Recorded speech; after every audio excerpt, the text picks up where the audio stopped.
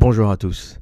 Aujourd'hui, je souhaitais vous parler de Tinder et des sites de rencontres d'une façon générale. Je voulais expliquer aux hommes et ouvrir les yeux sur le fait que les sites de rencontres sont une perte de temps et d'énergie extraordinaire et la raison pour laquelle il fallait absolument s'en défaire et s'en détacher. Je discutais avec une amie à moi récemment qui m'a montré son téléphone en rigolant et en me disant qu'elle avait eu 500 likes en une journée. Cela est absolument dément lorsqu'on pense qu'il est impossible de gérer une quantité pareille d'informations. Et elle me disait elle-même d'ailleurs qu'il était impossible pour elle d'arriver à rencontrer un homme dans ces conditions parce que 500 personnes, même si vous arrivez à échanger 2 ou 3 interactions, vous êtes rapidement submergé par le nombre de mails que vous recevez. Je dois avouer qu'elle est plutôt jolie, même extrêmement jolie, et je ne suis pas surpris que beaucoup d'hommes soient attirés vers elle. Et elle me dit que je commence souvent une conversation et en général j'arrête parce que au bout de 20, 30, 40 messages, je ne sais plus à qui répondre, je ne sais plus à qui j'ai répondu. Et je ne sais plus à qui je dois continuer à répondre. La stimulation est telle qu'au final, on finit par parler à personne. Et ceux qui tirent leur épingle du jeu dans Tinder ou sur les sites de rencontres sont les hommes qui ont un physique au-delà de la moyenne ou des capacités financières au-delà de la moyenne. C'est-à-dire que ce logiciel est tellement basé sur l'apparence, une femme n'a que 2-3 secondes pour faire son choix, ou elle fait généralement son choix en 2-3 secondes, eh bien elle va s'arrêter uniquement sur les profils qui sont extrêmement attirants. Elle ne va pas se poser la question sur un profil moyen, basique, ah oui, il a l'air pas mal, mais est-ce que s'il enlève sa chemise, il est aussi bien, ou est-ce que si... Ou vous êtes évidemment beau, attirant, où elle passera son chemin. D'un autre côté, où vous êtes évidemment riche dans les top 5% ou dans le top 1% des hommes, et cela s'exprime dans vos photos, où elle passera au prochain. Donc l'homme moyen, les 90% restants, vont bien sûr avoir du mal à s'en sortir sur ce type de plateforme. Ils vont continuer constamment à envoyer des messages en essayant ou en souhaitant que la fille leur réponde ou en se demandant pourquoi la fille ne leur répond pas. Vous avez plein d'hommes qui font la chose à ne jamais faire, qui relancent la fille en lui disant « Pourquoi tu ne me réponds pas ?» Ce n'est pas en posant la question qu'elle ne répond pas. Si elle ne répond pas, c'est qu'elle ne veut tout simplement pas vous répondre et c'est que vous êtes déjà out. Cela ne veut pas dire que c'est de cette façon que ça se passe dans la vie réelle. Comme je l'ai déjà expliqué, comme je l'explique encore, ces logiciels, ces plateformes virtuelles créent une distorsion de la réalité. Ma jolie amie, mon amie séduisante, n'a évidemment pas 500 hommes par jour qui lui courent derrière. Elle passe des fois des journées sans qu'aucun homme lui adresse la parole, ou juste un bonjour. Parce que dans la vie réelle, les hommes n'ont pas le courage d'approcher les femmes comme ils le feraient sur Internet. Dans la vie réelle, les hommes ont peur d'approcher les femmes. Les derniers scandales ou pseudo-scandales de harcèlement n'ont pas arrangé les choses et les hommes ont de plus en plus peur d'approcher les femmes parce qu'ils ne savent plus où se situe la limite du harcèlement, qu'est-ce qu'on peut faire, qu'est-ce qu'on ne peut pas faire. Et donc dans la vie réelle, ces femmes sont peu ou pas approchées. Donc il ne reste qu'Internet où des centaines d'hommes se ruent comme ça désespérément sur les femmes qu'ils trouvent sur Internet en envoyant des likes, des pocs, des je ne sais plus comment on appelle ça, j'y suis pas, je ne sais pas comment ça marche. Et ils se retrouvent déçus, fatigués, usés, désespérés, déprimés, parce qu'ils se sont inscrits sur tous les sites de rencontres du monde, ils ont fait toutes les belles photos qu'il fallait, ils ont mis ça sur leur profil Internet, Facebook, et ça ne marche pas. Ce qu'ils ne réalisent pas, c'est qu'ils sont en compétition avec les meilleurs pour le peu de femmes attirantes qui restent. En fait, la règle des 20-80%, elle nous dit que 80% des femmes regarde 20% des hommes les plus séduisants. Et 20% des femmes restantes sont partagées par les 80 bêta moyens qui restent. Donc, l'homme moyen se retrouve dans une tension extraordinaire. Les 20% du top de la pyramide ne se posent pas la question, parce qu'ils sont ou séduisants par leur statut, et le statut est extrêmement séduisant, parfois beaucoup plus que le physique. Si vous demandez à une fille de 20 ans, ferais-tu l'amour à un cinquantenaire ou un homme qui a 50 ans et plus? Elle vous dira non, t'es dégoûtant, c'est pas de mon âge. Si tu lui poses la même question en lui disant ferais-tu l'amour à George Clooney, elle vous dira fuck yes, oh que oui. Parce que George Clooney n'est pas un vieux de 50 ans. George Clooney définit un statut, un style, une élégance, un pouvoir qu'il exercera sur les filles de 16 à 60 ans ou sur les femmes de 16 à 60 ans.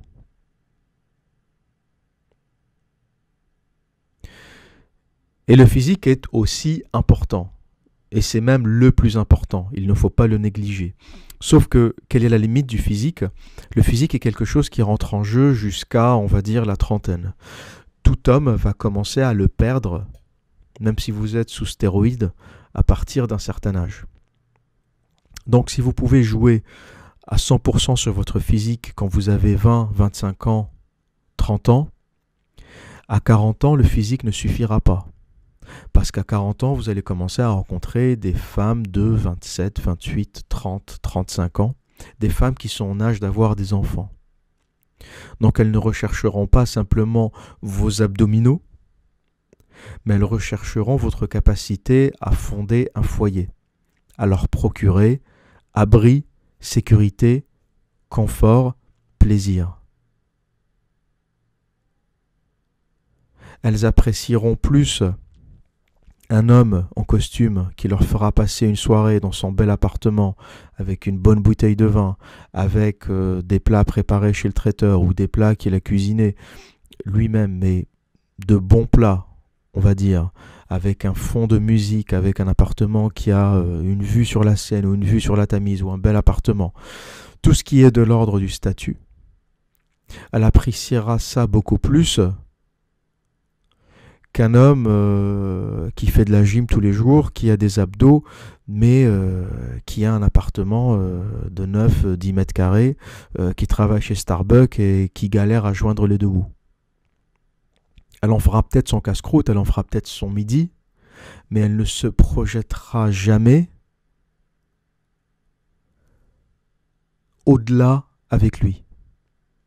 Parce qu'il n'a pas passé le cap du provider, celui qui va procurer de la ressource, celui qui va générer de la richesse, qui va lui permettre d'enfanter, qui va lui permettre de fonder un foyer.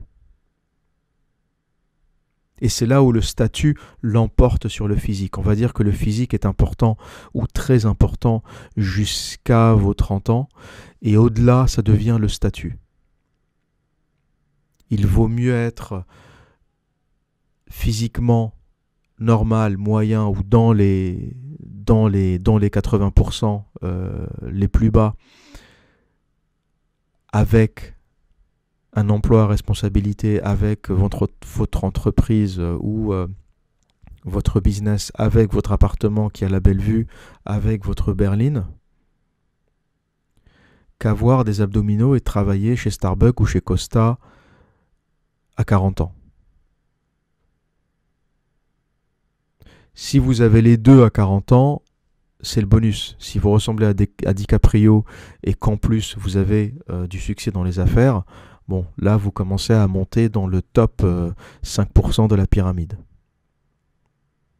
Et là, la question de la séduction ne se pose plus pour vous parce que vous serez de toute façon harcelé par les femmes, quoi que vous fassiez et là où vous alliez. Il faut savoir que la drague, c'est en fait l'arme du pauvre. Le riche ne drague pas. L'homme qui a du succès ne drague pas. La drague, c'est l'outil du pauvre. C'est parce qu'on n'a pas les attraits du mâle dominant, de par le statut, de par le physique, qu'on va par la drague feinter, copier les attraits du mâle dominant pour essayer de tromper ou de tromper pendant quelques instants votre proie pour qu'elle pense que vous êtes dans ces 10%, chose qu'elle réalisera le lendemain si vous avez eu de la chance ou le soir même si vous n'avez pas eu beaucoup de chance. Et qu'est-ce que le PUA, les pick-up artistes, qu'est-ce que tous ces coachs en séduction essayent de vous apprendre? Ils essayent de vous apprendre en fait à copier les attraits du mâle dominant. C'est tout ce qu'ils font. Ils essayent de vous faire copier ce que le mâle dominant, le alpha, a naturellement. Quand on prend le funny, cocky comédie de D'Angelo, qui explique un peu qu'il faut taquiner, qu'il faut être un peu arrogant avec les filles, pas toujours leur faire des compliments pour créer de l'attraction, eh bien D'Angelo apprend simplement à ses élèves à copier ce qui est un attrait du mâle alpha. C'est qui méprise la femme ou qui ne donne pas d'importance à la femme ou qui ne met pas la femme au centre de sa vie, c'est le mâle alpha. La femme est à côté. Vous verrez dans un bar une équipe de foot ou de rugby après leur match, il n'y en a aucun qui va être en train de draguer de la petite minette. Au contraire, ils vont tous être en train de prendre leur bière entre poteaux au bar, et c'est les filles qui vont essayer de les approcher, de se mettre à côté, de se mettre sur une table à côté, de se mettre en position pour arriver à leur parler. Ils n'ont pas besoin d'aller dragouiller à droite à gauche parce que cette aura, cette attirance, ils l'ont. Par leur physique, par leur statut. Un joueur de football, joueur de rugby, c'est aussi un statut financier, c'est pas seulement un physique.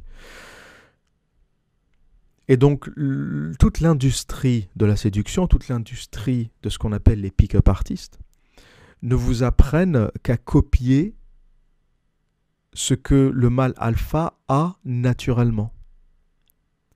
Et donc, ce n'est qu'une solution temporaire. Vous arrivez à leurrer une fille 1 mois, 5 jours, 1 semaine, mais elle réalisera très vite qui vous êtes. Vous n'arriverez pas à lui mentir sur le fait que vous êtes le serveur Starbucks. Et je prends souvent l'exemple, je n'ai rien contre les serveurs Starbucks et j'imagine que tout le monde essaye de s'en sortir dans cette vie comme il peut. Et c'est tout à leur honneur s'ils travaillent pour gagner leur vie. Il n'y a rien de mal à cela. Mais malheureusement, qu'ils le veuillent ou non, qu'ils en soient conscients ou non, ils sont en bas de l'échelle. Alors j'espère pour eux qu'ils le sont temporairement. On a tous fait des petits boulots temporairement pour s'en sortir. Il n'y a rien de mal à cela. Mais s'ils le sont in the long run, sur la longue distance, s'ils le sont sur plusieurs années, il y a peut-être un problème et je pense que ça impacte de toute façon leur vie amoureuse. Il est impossible d'être serveur Starbucks à 40 ans et arriver à côté à séduire de la minette. Donc cette compétition qui existe déjà dans la vie réelle est accentuée et multipliée par 1000, par 2000 sur Internet. Parce que vous êtes en compétition avec d'autres hommes qui visuellement ont l'avantage sur vous. Et donc les filles ne vont pas se casser la tête. Et il y a aussi un déséquilibre de la quantité d'hommes et de femmes qu'il y a sur ces sites-là. Il y a beaucoup plus d'hommes que de femmes. Parce que beaucoup d'entre eux sont payants pour les hommes et gratuits pour les femmes. Donc les femmes n'ont qu'à s'inscrire, mais les hommes doivent payer.